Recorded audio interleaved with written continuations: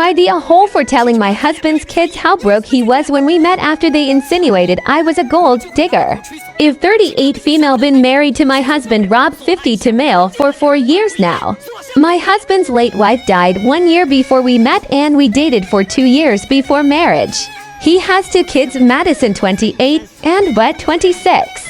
Note, I am not calling them my stepkids because they explicitly told me I am not their stepmom, just their dad's wife. I didn't play a part in raising them, so I'm okay with that. It's always been a tense between us. I've tried my best to be kind to them and have been generous when I can be, but they are very cold with me. Being a child of divorce, I can partially relate to a parent moving on, so I try not to force anything.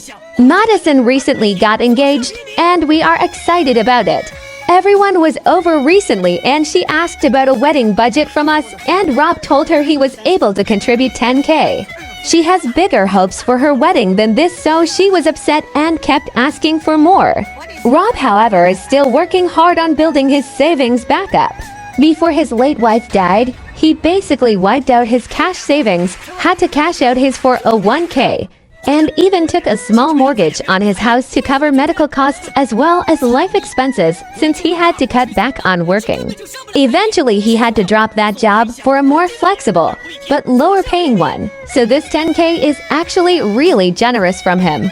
Rob went to run an errand and it was just me and his kids. Madison then asked me if I'm going to give any in addition to what her dad is giving.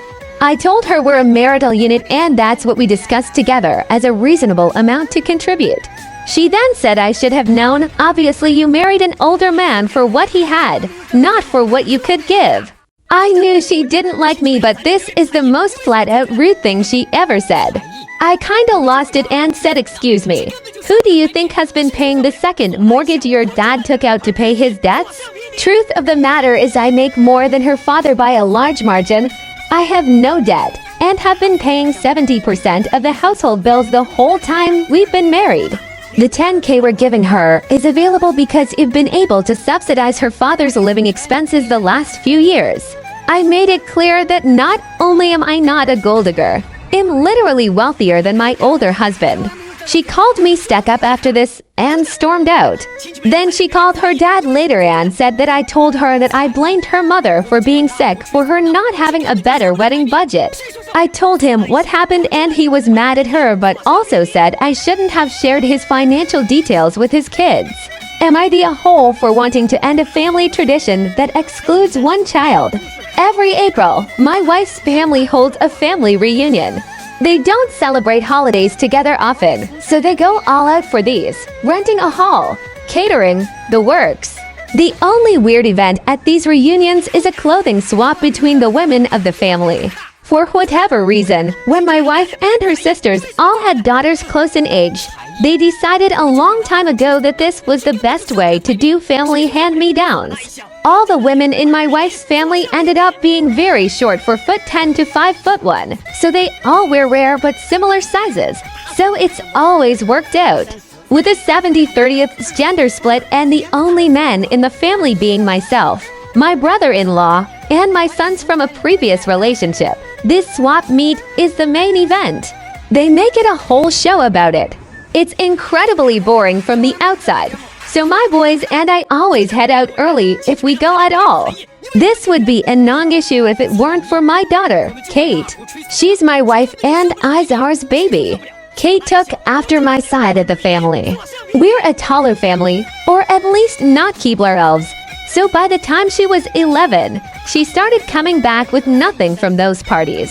The first time, I assumed that she was just picky until I realized that she was starting to be bigger than her older sisters and cousins and had outgrown any size they would wear. My wife thought she needed to realize that not everything was for everyone and to just have fun being there.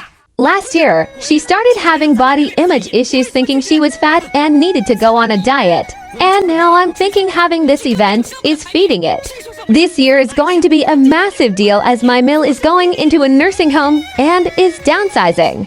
She was so into fashion that she has an entire storage unit full, so this is going to be a ton of stuff. I'm starting to think the reunion shouldn't involve a clothing swap at all, and all of that should be done privately at another time. family shouldn't be about a fashion show. My wife thinks that's ridiculous, and Kate is just having typical teenage problems that will go away on their own. But if she's so bothered, she can just not go or stay with the boys. I don't think that's right. This is mainly a girls' reunion. It's not like there's anything else for an alternative for her to share in, because they don't really get rid of accessories or anything. It's just clothes. This event is starting to get mean and exclusionary, and it needs to end. I'm trying my best to make them see sense, and I'm getting nothing but arguments. Am I really in the wrong here? Am I the a-hole for walking out of the house and staying out for the whole day while family were visiting after my parents brought up my older sister's not adoption again? My parents are hosting extended family for a couple of weeks.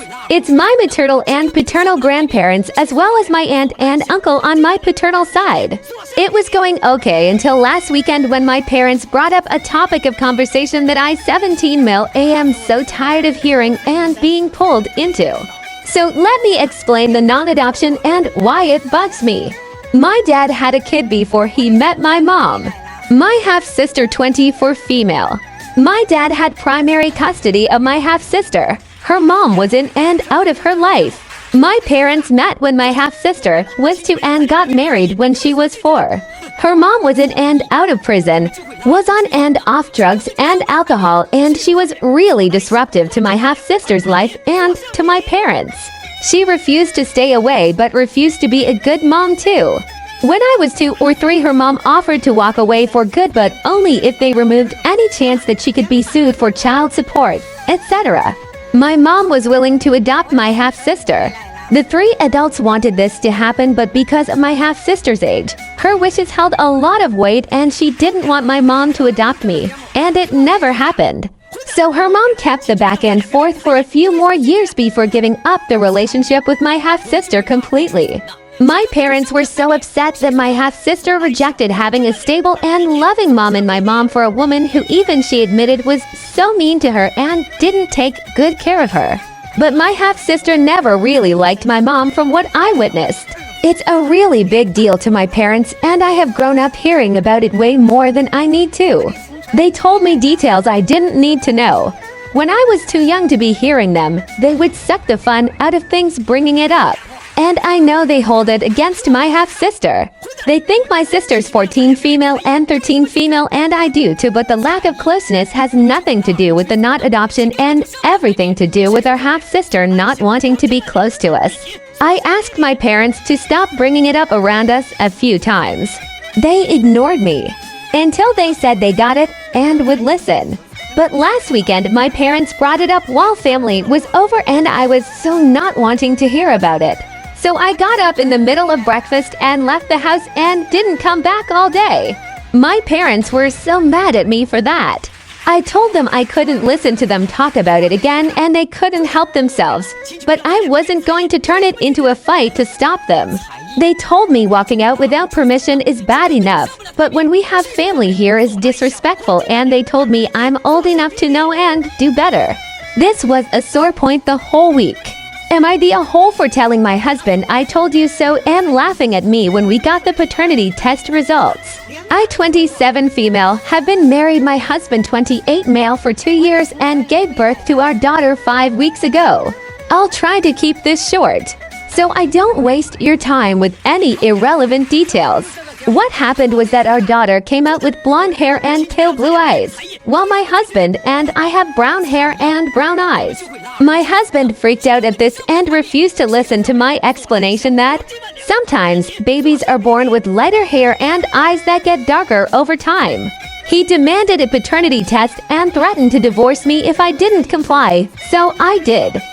After my daughter and I got home from the hospital, my husband went to stay at his parents' house for the first 3 weeks to get some space from me while I recovered, and he told them what was happening. My male called and informed me that if the paternity test revealed that the child wasn't his, she would do anything within her power to make sure that I was taken to the cleaners during the divorce. I had my sister to lean on and help me take care of the baby during this. We got the results back yesterday, and my husband came home to view them with me. I was on the couch in the living room, so he sat next to me and we started to read the results.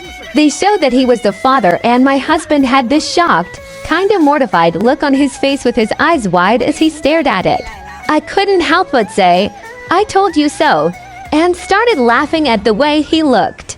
My husband snapped out of his shock and got mad at me for laughing at him. We argued for a bit, which was mainly him yelling at me before my sister came downstairs and my husband shut up. After that, my husband went back to his parents' house to clear his head, and 2-3 hours later, my mill called to scold me about laughing in my husband's face because apparently it was kicking him while he was down. She's also left a couple nasty texts essentially saying the same thing this morning. I don't think I'm enough, but I'd like outsider perspective on this. Edit, I didn't realize I put me instead of him. Sorry, I have a headache. Edit, since someone asked in the comments, but I can't find it anymore. I have zero history of cheating. Please leave your comments down below to any of today's stories. Please like and subscribe. Thanks for watching.